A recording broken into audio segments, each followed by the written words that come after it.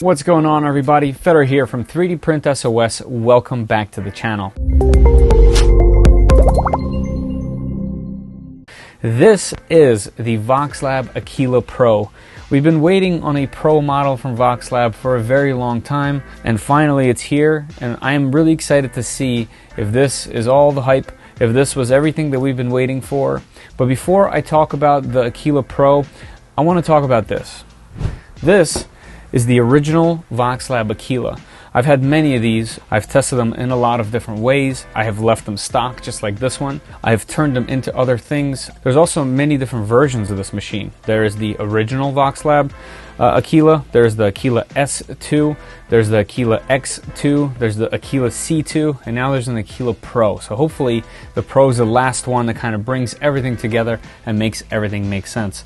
This is a really inexpensive machine, generally speaking. It's a really easy way to get into 3D printing, and it definitely has its quirks. It's not a perfect machine, but because of its price and because of this really familiar chassis and the way that it is assembled, it is extremely simple and it's very easy to modify and work on, which is a great benefit and great for those who like to tinker.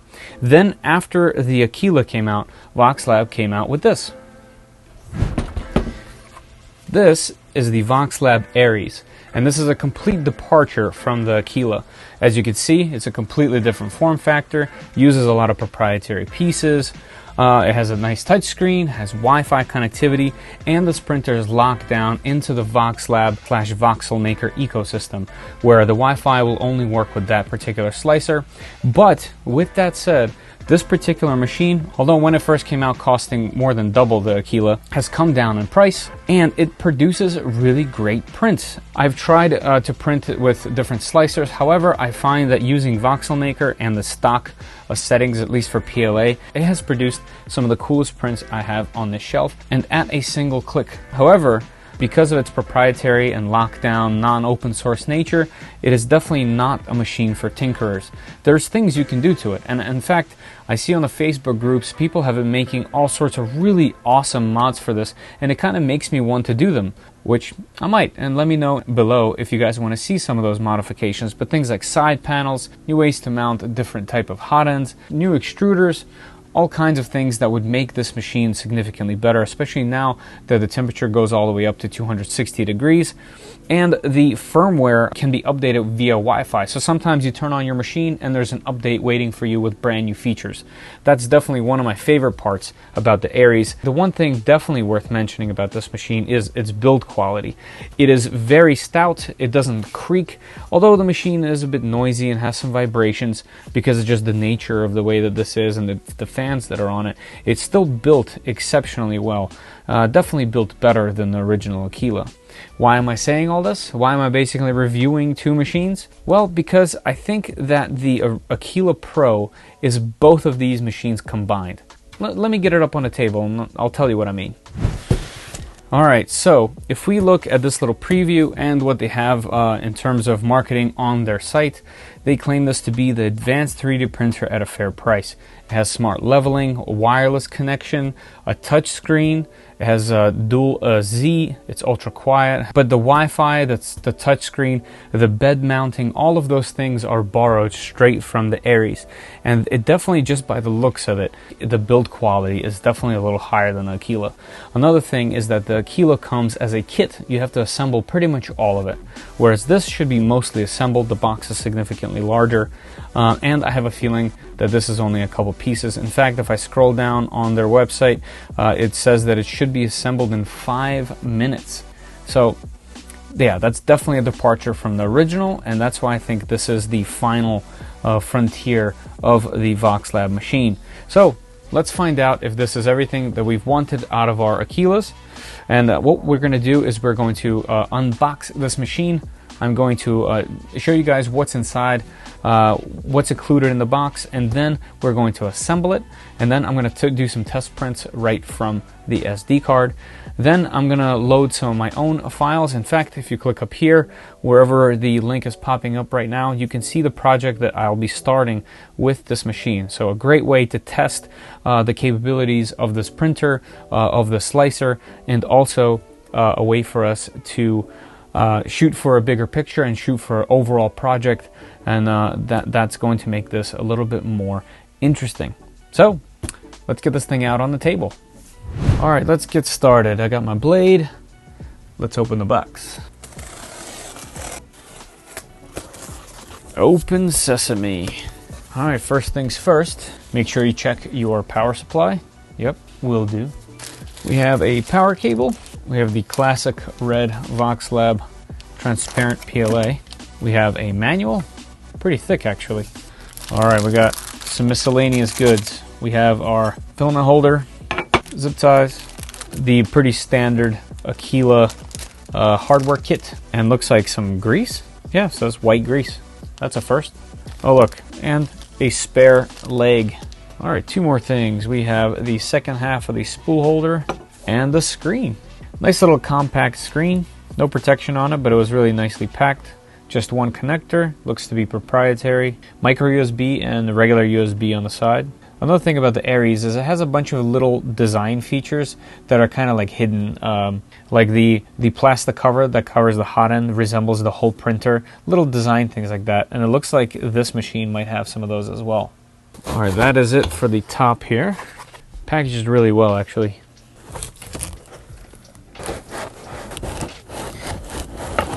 All right, looks like the gantry comes off. All right. I like that the lead screws have foam, the other one just fell off inside. And there's a bunch of these angle protectors on the bed all around everything. So it looks like we have our dual Z. We have the little small steppers, kind of like Creality machines have.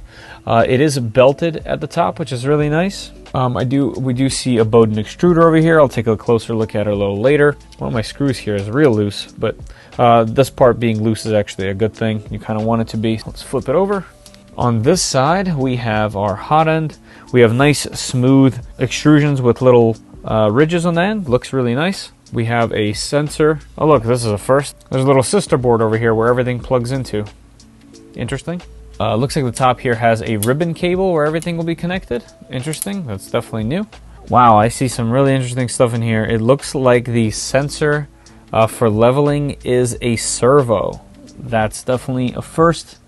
From all the machines that I've seen. I see an LED. We will take a look at this a little closer after I assemble it. Okay, looks like the rest is just the printer, so let me get the box off and get the printer out. Okay, here is the machine itself. All right, right off the bat, I can see that it has the same bed mechanism from the Aries. And I remember when I first saw the Aries and I first saw this mechanism, I was really excited about it. And I literally said something along the lines of, they should definitely have this on all their machines. I really like this mechanism. I really hope that they borrow this from this machine and put it on their other machines. And it's nice to see here. I did really like it. We have our ribbon cable. There's actually several ribbon cables that I can see. Looks like the bed cable, and I'll show you a little closer in a second, is mounted in a really nice way. That looks like a really nice quality piece. Oh, I just saw this on the BQ and I complimented this where the packaging had foam protecting and keeping the bed from moving around. Yeah, the bed is nice and sturdy. No need to adjust that. Nice little built-in tensioner. This area is nice and wide. It looks like it's a 20 by 30, I guess. 40 by 30, 40 by 20. Definitely a nice little piece here, wider than the rest. All right, then we see a little cable, a ribbon cable here. It's kind of wacky looking. Not sure what to think about this ribbon cable. Actually, let me bring you in a little closer. All right, figured I'd get you a little bit of a closer shot here of what I'm looking at. We have our real nice glass releases. Makes it really easy to take the bed off if you need it. All the cables are kind of just sitting on the side. A few ribbon cables to attach.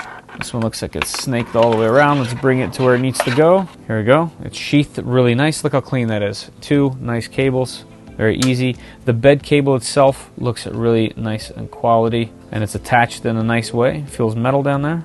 On this side we have our power is on the right side with the switch. Looks like it's built right into the extrusion. Interesting. And then also on this right side we have this kind of a funky little cable there, isn't it? Looks like some of these things are a little bent. We'll see. I know on the Aries it uses a really similar looking cable to connect the display, so that's obviously what this is. On the front here looks like we have a drawer. Oh, look at that. There's some tools in here. I was wondering where the tools are. Oh, I've seen this scraper before. Yeah, one of these crazy little spatula scrapers.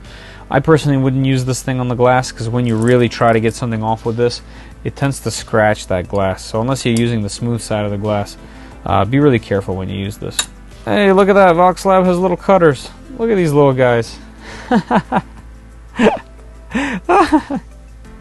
Wow. These are, you know what? You know what? Better than nothing. But look at that. Okay, a nice little SanDisk branded USB drive, 16 gigs. It looks like there is magnets here. You know what? At first I thought I was going to use this as an organizer, but let me just ditch this foam.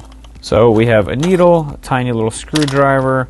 We have the cutest set of little side cutters I've ever seen. We have Allen keys and a nice little holder. You know, cheap tools, but better than nothing, and it's definitely nice to have tools to be able to work on your machine. So let's throw these in.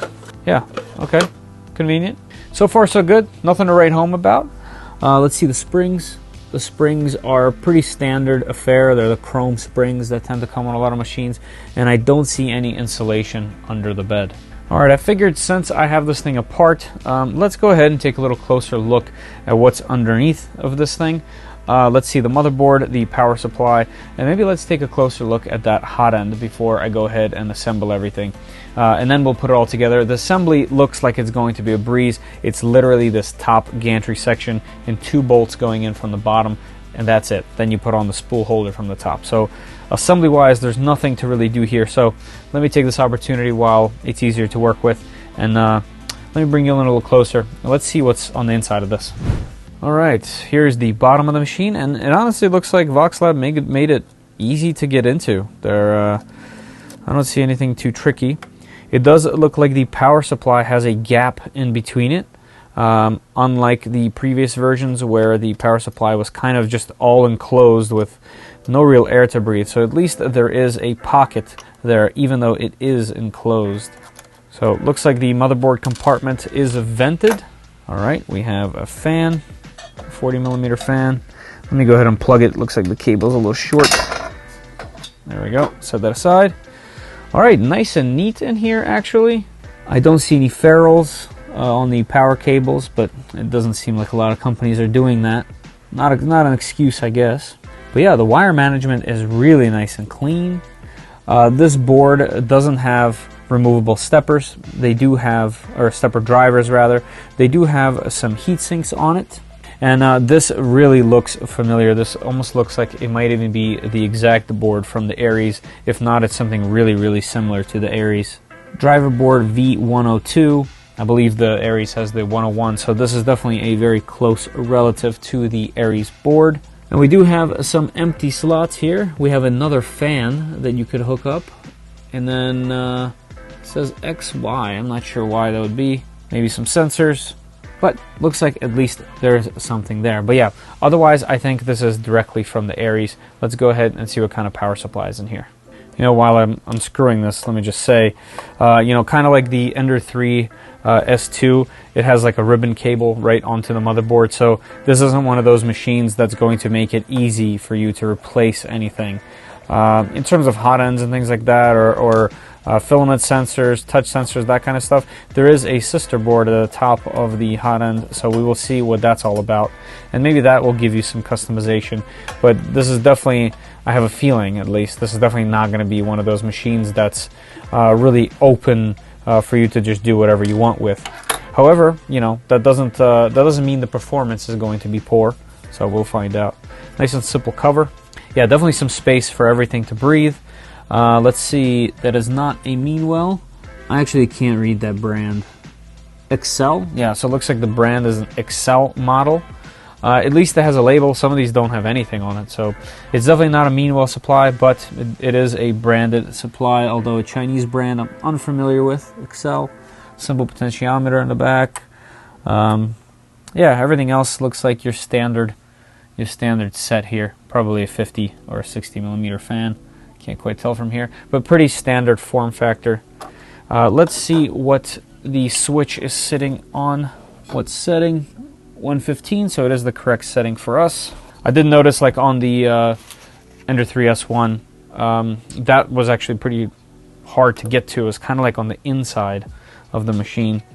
But yeah, all the wiring management looks really nice and clean. Nothing moves.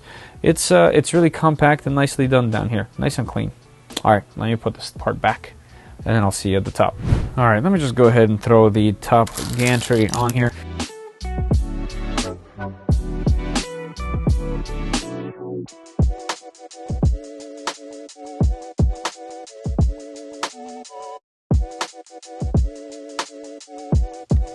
All right, because the Z-axis is belted, I can just grab the belt and kind of move them down at the same time. Since they're synced, I don't have to worry about unsyncing them. I'm just going to bring it down somewhere in the middle, or a little bit lower, just to make it easier for us to work on. Somewhere there. So put that there while we're working on the Hotend in case we drop something. Let me bring you in a little closer.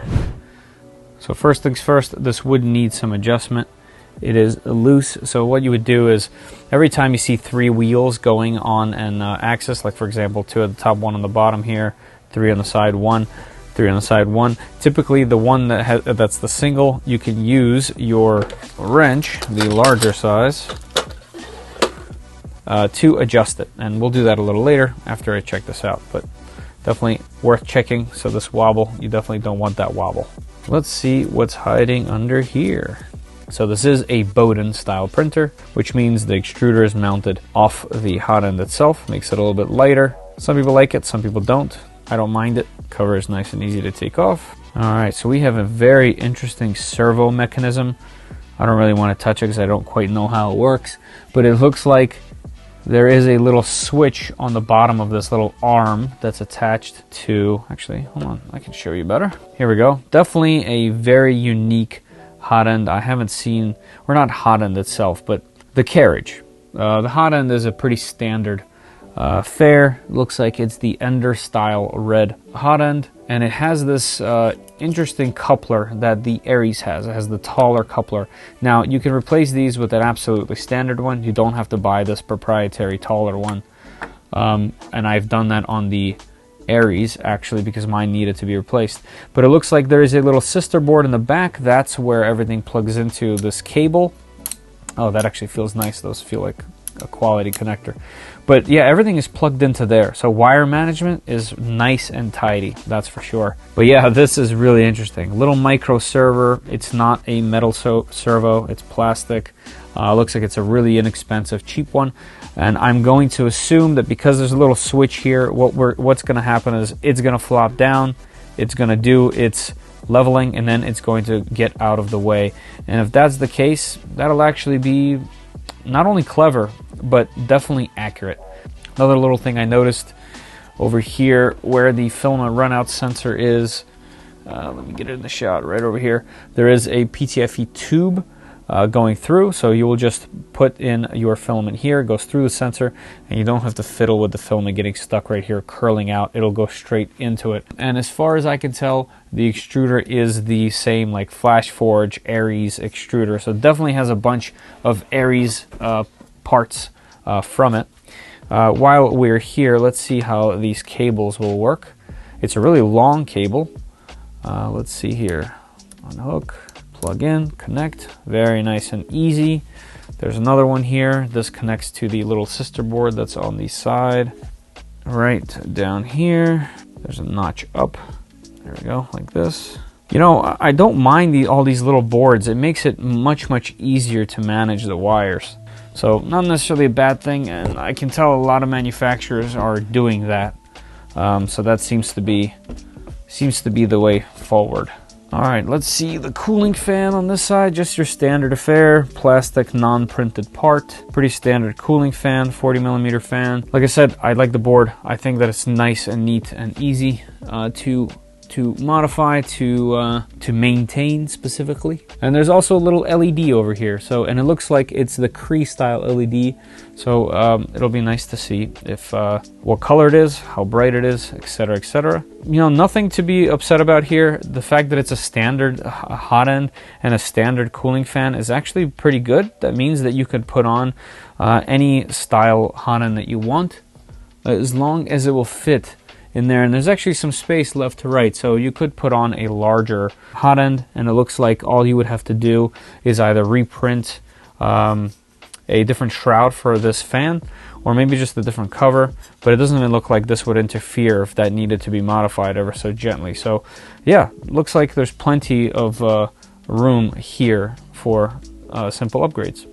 I like how easy this shroud is to put on and take off. Looks like it aligns itself pretty well with just two. Okay, easy. As far as the Bowden tube goes, what I'm going to do is I'm actually going to put it underneath this cable and then into here. Although I hate these couplers, I absolutely hate them. They almost always fail. They're almost always a point of failure. Let me show you what I mean. There we go. These little couplers right here, these are the cheaper kind, and they almost always end up failing. They're if you're going to get one of these, just grab yourself, save yourself the hassle, get yourself some better couplers.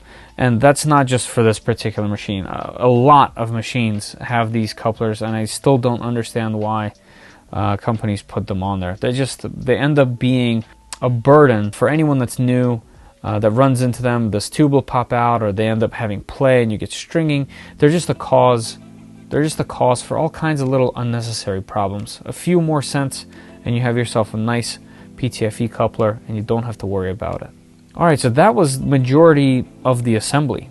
2 bolts to hold this on, some cables. The only thing left is the screen, so let's just take care of that real quick. You know what's funny is I bet because there's so little and they lock, I bet they're going to be my most usable ones, even though I have significantly better quality ones out there. Oh, by the way, in here you do get 2 more of those couplers. Really fragile looking cable. I liked the rest of the ribbon cables, but this one's a little funky. And here we can see you just kind of slide it in. It looks like the blue is supposed to go at the top. There we go. I guess that's all. There's no click. There's no retention in any way. All right, let's go ahead and screw this on. Let me go ahead and plug the printer in and see how it powers on. Okay, I did hear some servo noises from the top here. Really excited for that. I haven't seen that before.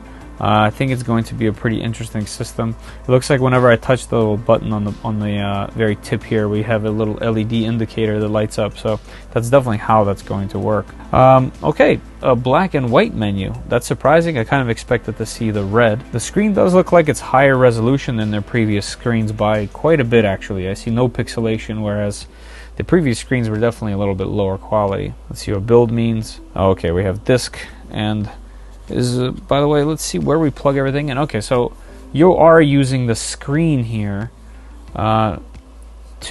okay, right, there is no SD here, right? So there is a way to plug in from the outside, right over here, micro SD and a USB. Where is our little USB disk? Oh, that's right, it is in here. Let's plug that in.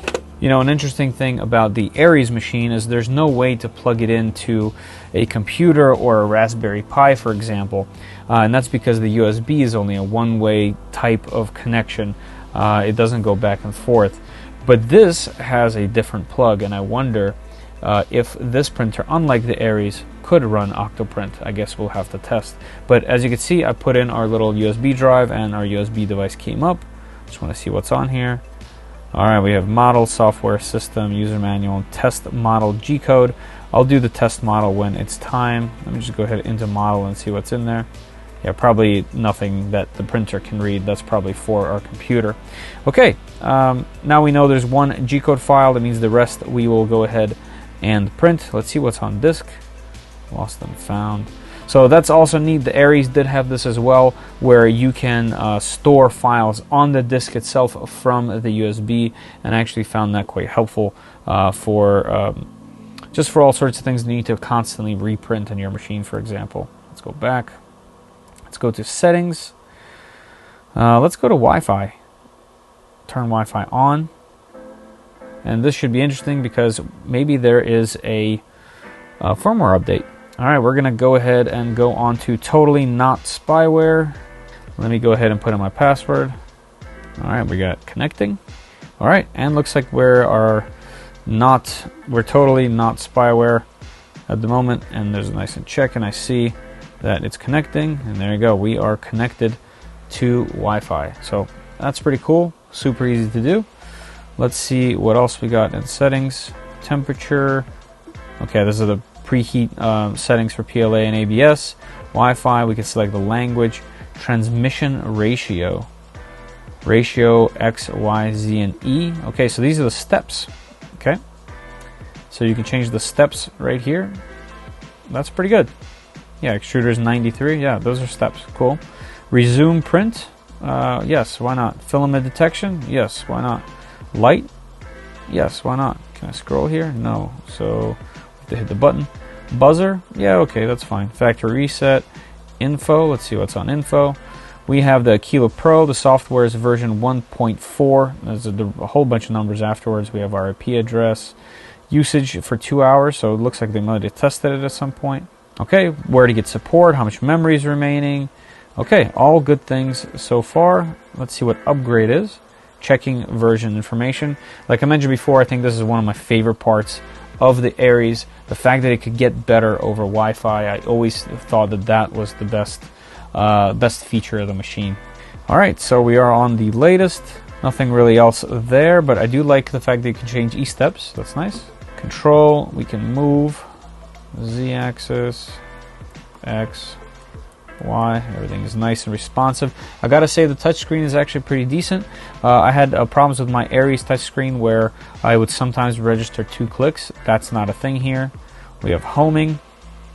Actually, probably shouldn't have pressed that because I want to take everything off, clean it, and then level the bed. But that's okay. Let's see where it goes. It looks like this ribbon cable rubs up against this portion of the printer when it's in this state, so I might need to put it on the outside. Okay, the beeps are pretty loud. Homing complete. Alright, let's see what load is. Oh, okay, that's loading the filament, and it's actually heating the extruder. I'm going to go ahead and hit cancel, but I kind of just want to see what it's doing. It's lifting up the head, I guess, so that you can load filament and it doesn't just pile up in the corner there. Also, I just noticed that a fan kicked on, and I wonder if the fan wasn't on earlier, which would be nice, actually. Yeah, this definitely is on now. It's heating. I'm going to hit cancel, cancel the load. So that was cool. When you hit load, this thing lifted up so that you have plenty of room to load your filament, and I hit cancel, and now it's going back to home. That's neat. I wonder if the fan will turn off when the heating is completed. Let's go. Okay, I'm not going to hit unload, and preheat, I'm going to assume it's going to let me select PLA or ABS. Okay, and this is locking the motor or unlocking. That's locking, unlocking. Yeah, very nice, simple menu. I'm not going to hit level just yet. Like I mentioned, I want to preheat everything, clean it, take all this off. And yeah, let me actually go ahead and do that. You know, why delay? We already assembled it. I kind of went outside the norm of how I usually do it. I usually do like a little cinematic thing where I showcase everything that's in here, but you guys saw me take it out of the box, so that's okay. I do want to change I do want to change the way this is routed to the other side. I feel like I did that wrong.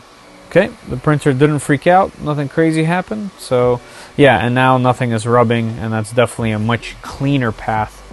So that goes on the outside, okay? One thing I still haven't done is adjust this, the eccentric nut on the bottom, so I still have to do that. Now that we know the general gist, let me go ahead and clean it up. Let me install the spool on the top. I'm going to go ahead and wipe it with some isopropyl alcohol before we print. I'm going to adjust this, heat it up, and then we'll do a leveling. Alright, so let's go ahead and see what leveling is like on this machine. So I cleaned the bed with isopropyl alcohol. Nothing else is going on. Oh, by the way, I do want to mention that the fan does not run. The only fan that's running is the power supply, and that's typically how it works with these machines. The power supply fan is always on, and the motherboard fan always turns on when it's either on the second layer, depending on the machine, or whenever the temperature calls for it inside the box. But the hot end is typically always running, and on this machine, gladly, it's silent until that is heated. So without touching anything else, as if this was a brand new machine and I was new to printing, I would just hit level. Let's see what it does. We're going to go to level. It says pre-adjusting, please wait. So let's see how it takes care of this.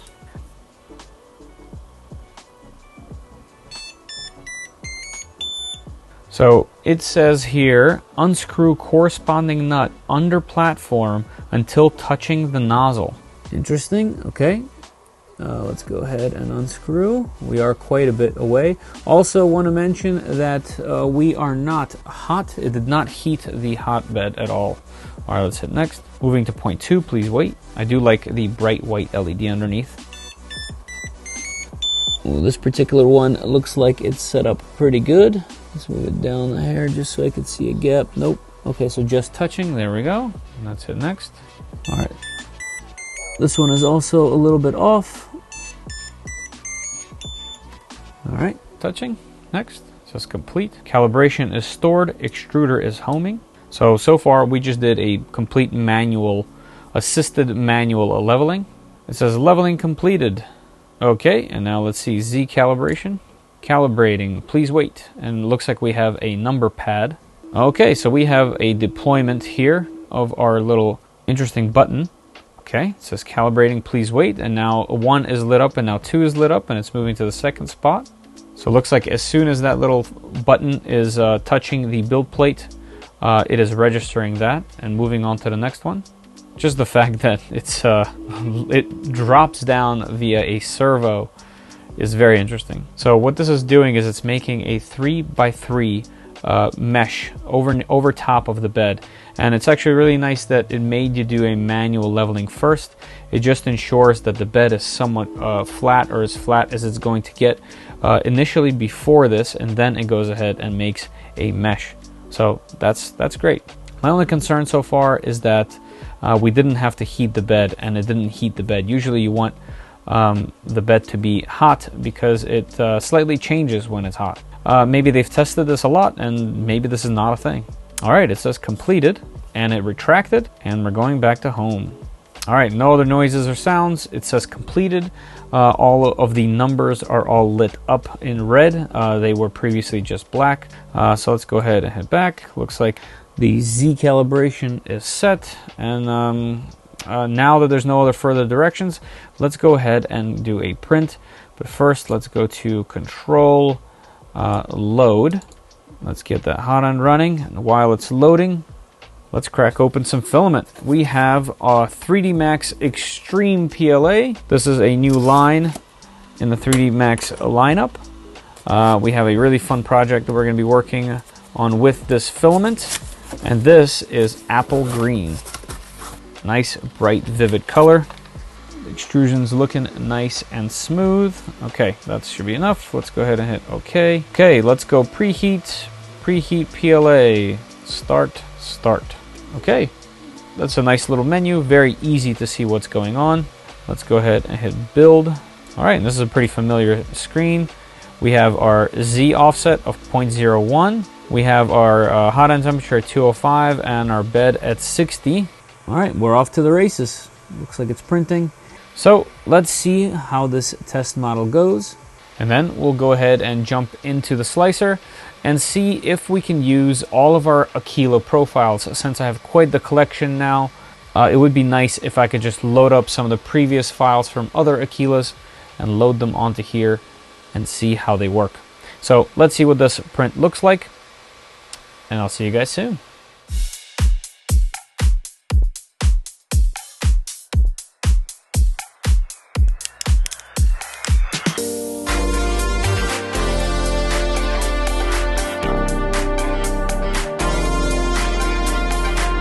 Alright, so I decided to go handheld for a second. I just dropped in a Benchy using the Cura profile that I use for the VOXELAB Aquilas, and it's printing just a giant blobby mess So the current profiles that you might have for your VOXELAB Aquila don't work directly on the Aquila Pro. So what I'm going to do is I'm going to take the same profile, just a benchy, and I'm going to test it with VoxelMaker. Alright, let's test that out. VoxelMaker prints perfectly so far. I haven't changed anything, just dropped the benchy in and doing it via wireless connection that's built in, and it's actually printing the benchy. So yeah, there must be some issue with Cura where it does not currently work. I tried another file and it also makes it kind of like a jumbled mess when it's trying to print. So something must be off. It could be the profile. I'll wait on word from VoxELAB, and if I hear anything about that specifically, I'll let you guys know. But at the moment, you cannot use other Aquila profiles from Cura on this machine, but VoxelMaker seems to be printing perfectly fine, and we will see how this benchy comes out. So, see you in a few minutes.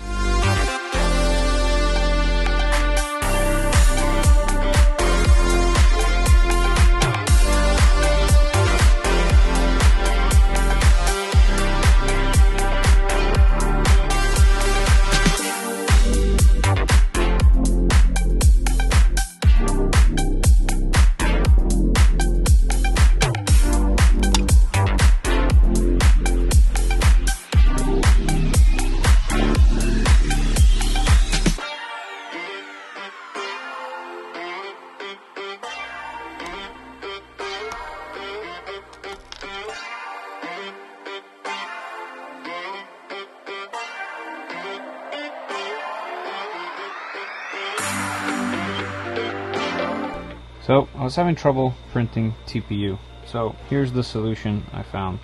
I took apart the extruder, and because there is a very small gap right here, there's a little tiny gap, and that gets TPU all nice and bound and gets things stuck. So what I did was I went and got a little hand drill type thing with a bit that's the same as a PTFE tube.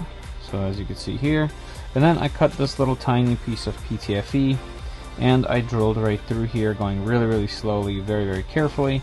So we take a razor blade and we take this tiny piece of PTFE tube and we make it into the shape of a V. Let me show you the point of this. So when we put this arm on here and we screw it down a little bit, as you can see, there's a tiny bit of gap right there in between the gears. So when filament gets pushed in here, TPU filament, it's really soft and it can't quite go, so there's a lot of pressure inside that tube. It tends to bind up right there, bunch up, and get all caught in the gears. So with this little piece of PTFE tube and that hole, we can slip this right in there, and as you can see, by pushing this down in there, we basically get rid of the entire gap in between the gears. Okay, so we'll take this V-cut PTFE tube and we'll just slip it in here. And when we push it all the way down, as you can see, it takes up all the space in between the gears. So when we remove this, you should be able to see the filament path right there, and there's no place that the filament can escape when this is on here. So this should allow us to print TPU. So let's give it a try.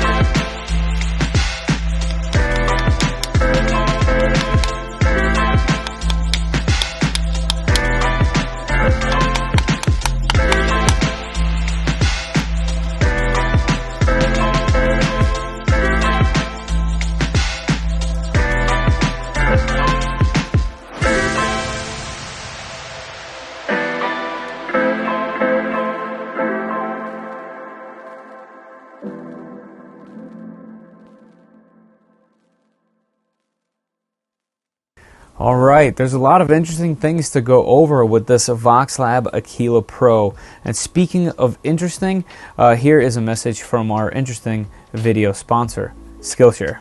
This month, I get my own coupon code, 3D Print SOS, and what I find really awesome is that the first 1,000 people to use my code, 3D Print SOS, or my link down in the description below, they get a full month free of SkillShare, which is really awesome. There's so many different categories on SkillShare. There's things like animation, fine art, graphic design, web development, or you can go straight into something like business analytics. There's just so much to check out. This week, I checked out a Final Cut Pro class by Brian Garcia, and I learned a lot about editing B-roll. Everything's broken down into small clips, so I can check them out anywhere. So for your free first month, use the coupon code 3DPrintSOS or check out the link in the description down below. All right, now that we got that over with, let's go over some cons and pros. Yep, I want to do cons first just to get them over with. I did end up making a list like I did on the last printer we did, just to be able to cover everything that I remembered and saw and witnessed in this first few days working with the machine. And I gotta say, I sent a list of these things to Faye from VOXELAB, and it was interesting to see the reaction. They jumped right on it, working on some of these things, and I can say that I've crossed off the majority of the things that I had on my cons list already, just within a few days of working with them. Once again, I'm not getting paid by them in any way. They did send me this machine as a review, but that's about it. I just saw some issues, messaged them, and it's really interesting to see that them even take that feedback. A lot of companies ignore me past the video that is done, so it's really interesting to see even there's their interest to improve. And I've already been sent a firmware that has a majority of the improvements already implemented, and there's only one or two more that I would like to see get put in, and it sounds like they are working on it and will be available shortly, which is really cool in my opinion. But let's go over some of the cons. All right, the first one I have on the list is the ribbon cable that connects to the display. That ribbon cable feels really fragile, and I think is the same ribbon cable that's used on the VOXELAB Aries, and just something about it. I know you only use it once, you can't even see it right now, it's not in the way, but it just doesn't match the rest of the build of this printer. Everything's nice and black, it feels really good, it looks really good, but that cable specifically feels really fragile, and it's has this silver coating on it. Just something about it doesn't seem very fitting and almost like an aftersight, so that's kind of a concern. My suggestion would be just to put some sheathing on it like this, just so that it doesn't seem so fragile. I know, like I said, it's out of the way, but it's definitely a con in my book. Okay, so the next thing is no connection with Octoprint. I tried to use this port on the side of the display to see if I can connect to it in some way, but you cannot. You can't connect it to a computer, you can't connect it to an Octoprint server. That port is definitely used for internal testing and powering on the display for testing, and not for any kind of communications. And you can't use the USB for communications either. So there's actually no way to use an outside system. This is a closed source machine, so they're trying to use VoxelMaker with this exclusively, and I think there's a way to do other things, but mostly Octoprint not going to work, but the rest of the firmware and the rest of the machine will definitely work with Wi-Fi with VoxelMaker. No Octoprint. All right, next thing is it does not work with Cura. I tried my own different setups for Cura. I have a lot of profiles for the VOXELAB Aquila machines, but it does not work. The only thing that's happened so far is it just printed blobs. It over extrudes. It doesn't print it just doesn't print the right things. It adds a bunch of angles to the print, things of that nature. Another thing that I relayed to them, and they did send me a way to set up a profile for the machine, but I was not able to get it to work. So at the moment, this machine does not work with Cura. Like I said, I think it's best to just keep this thing on VoxelMaker, and I'll go over that in a second. That's actually the next thing, the VoxelMaker ecosystem. And this one is at the end of my cons list because it could go either direction depending on who you are. this machine is definitely not for everybody. In my particular case, I have a ton of different types of machines, by different manufacturers, and it's much easier for me to go into one single place, for example Cura, set up my prints, set up all my profiles, manage everything in there, and then be able to go to my machines and print from there, or some of them do it wirelessly or via Octoprint. For me, going to a different slicer for a single machine or even a few machines is definitely a hassle. So for me, going open source is definitely the way to go. However, if you don't have that many machines, or you just have one, or this is your first machine, and using VoxelMaker could be a definite plus. It is a really simple system. It's not an advanced slicer like Cura or Prusa slicer, but it has plenty of features that will let you tweak your machine, tweak your prints, set up profiles for different filaments, preview the actual print. But at the end of the day, what you do is you warm up the machine, and then you go to your computer, you open the software, you drag in whatever you want to print, you select which printer you have, if you're printing with which material, and you hit print, and it does it wirelessly, and it's good to go. So it can be a con if that's not what you want to use, and it can be a pro if that is something that you're interested in. It's definitely easy, and as you can see by the prints, it definitely produces a really great prints, and as did the Aries. I would say that this machine is definitely an Aries in a different format. They are identical in that way, the way that they work, the way that they communicate with VoxelMaker. It's almost the same exact thing. They just work slightly differently, and they appear slightly differently.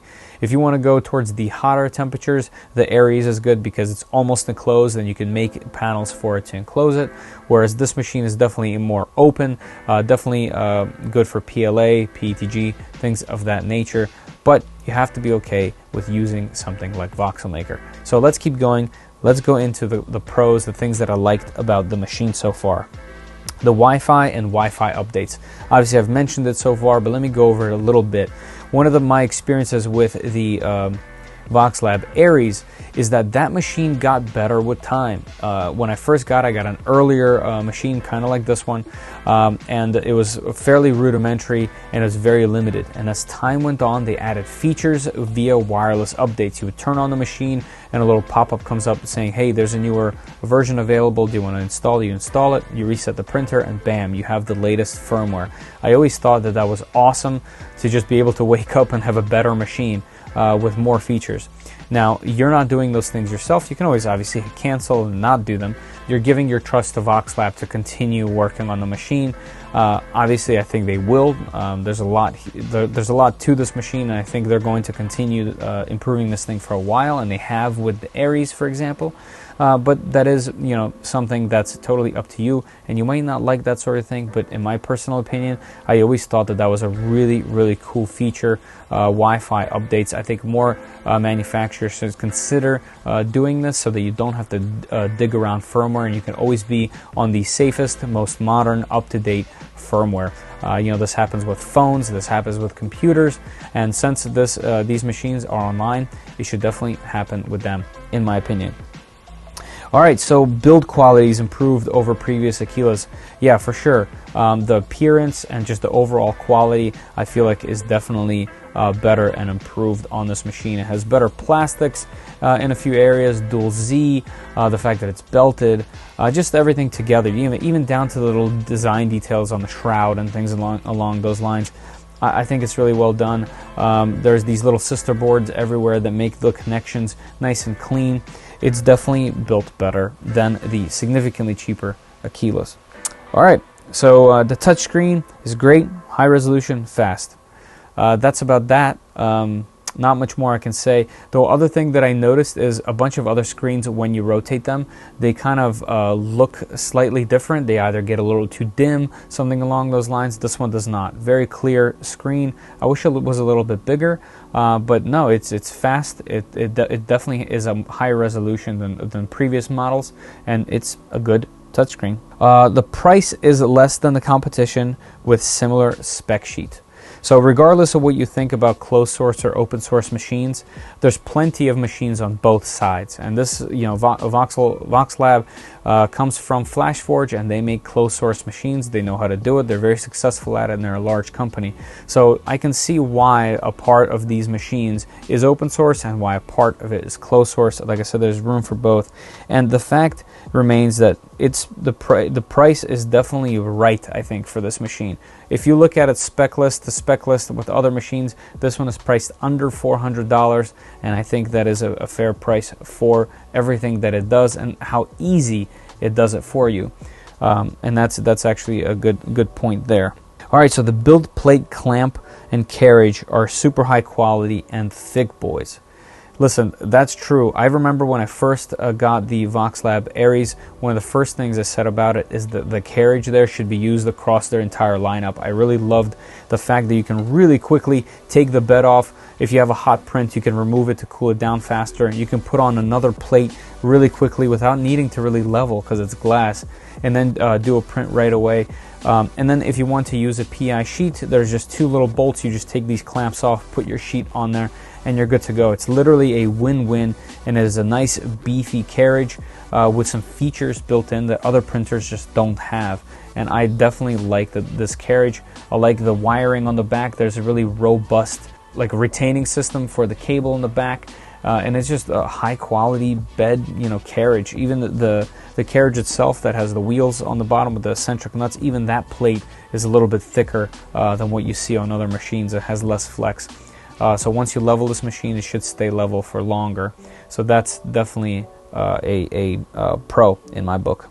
The side cutters, tools, and the drawer. Listen, these side cutters are going to become a meme in some way, shape, or form. But I gotta say, not only having the drawer, but these little tiny baby side cutters in there, I've used them every time I needed to snip some filament or changing filament or doing anything. I've just grabbed them, put them back in here, and go. I didn't have to go back to my little tool area over there to grab my tools. They're right there on the printer. They fit in there nice. The toolbox has magnets on the back, so it kind of stays in place and doesn't vibrate. I haven't noticed any noise coming from it at all. So yeah, I think more printers should have toolboxes if they have the space for them, and this one does, and it has tools, and they're in there, and it has side cutters, so you don't need to buy your own.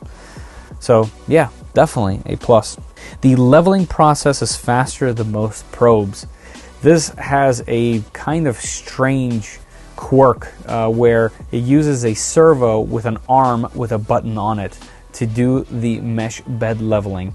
And it's definitely quirky and it's definitely weird, and they could have easily used a probe or some kind of ABL, but they didn't. And the system it's definitely faster.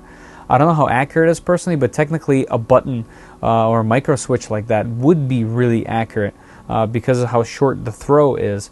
So yeah, it's an interesting system. It levels very fast. Compared to some other machines, I would say twice as fast as some of the machines that I have here with auto bed leveling. So that's definitely a plus. All right, then we have, it uses the full 235. This is an interesting thing. So the previous Aquila machines have a 235 by 235 bed, but their switch on the x-axis is actually a little bit longer, which means it uses just 220 by 220. This one reverts back to the Ender style switch holder, so you get more build plate volume, 235, 235, 250.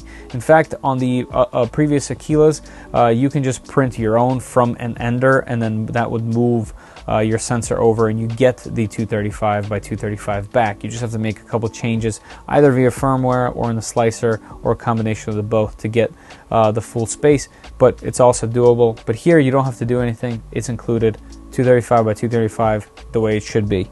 All right, and then previews on previously sliced files are on the machine. So every time you either use the USB to load in files or you print from the slicer, the files go to build, disk, and they are right here. And in fact, I have one loaded in, and you can see here, it shows you a preview of the file, which I really like. I wish more machines would do that, especially without you having to run any kind of script or anything special. And it gives you all the information about it. It tells you the speed at which you have it set, the layer height, how much filament you need for this particular print, and how long it would take. So that's nice. You can even delete it, or you can copy it from the SD card to the memory, things of that nature, and everything is right there in a nice list with a nice preview. So definitely like it. The pagination seems pretty easy. You can just hit, you know, the next page over and over and just keep it going. I like that little feature, and I think that's the last one on my list.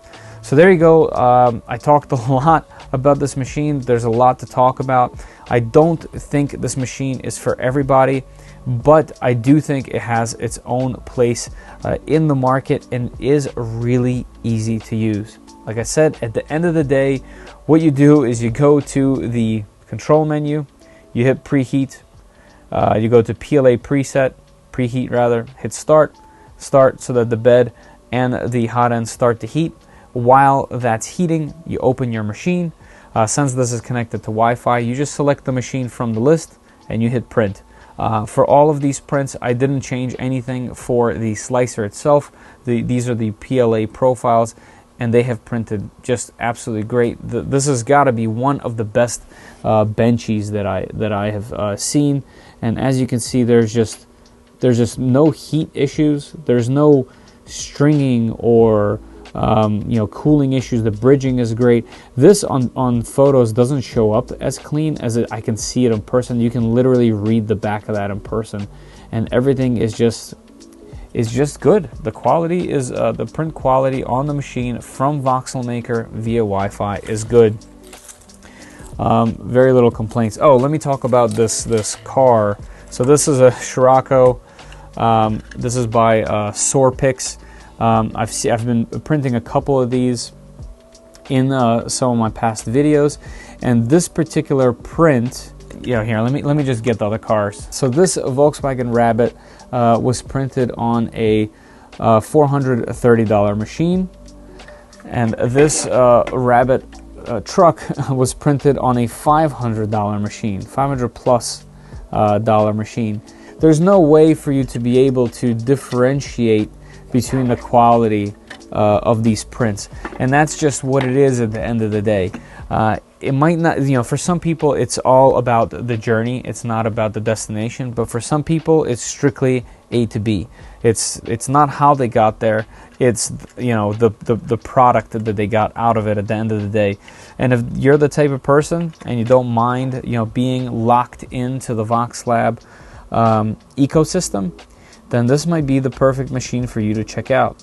I'm going to continue to test the machine. I'm going to continue to try to work with VOXELAB to see what other features we could add, what other things we can work on. So I love the fact that this machine is just going to get better and better. I think that that's the strongest part of this machine. If this is something that sounds good to you, definitely check out the machine. Check out the links down below in the description. Don't forget to check out the Discord for the channel. We are almost at 1,000 members in there, and definitely go ahead and check out the giveaways area, because I'll be doing a big giveaway here shortly, and I'll have another video that announces more on that. But more information is definitely in the Discord. Also check out the Patreon page for this channel. You get to see videos early, get to comment with me and talk to me directly. Definitely appreciate every single person that's a Patreon member. Thank you guys very much for supporting this channel. Okay, I think that's all for me, everybody, and as always, I'll see you all in the comments. Later.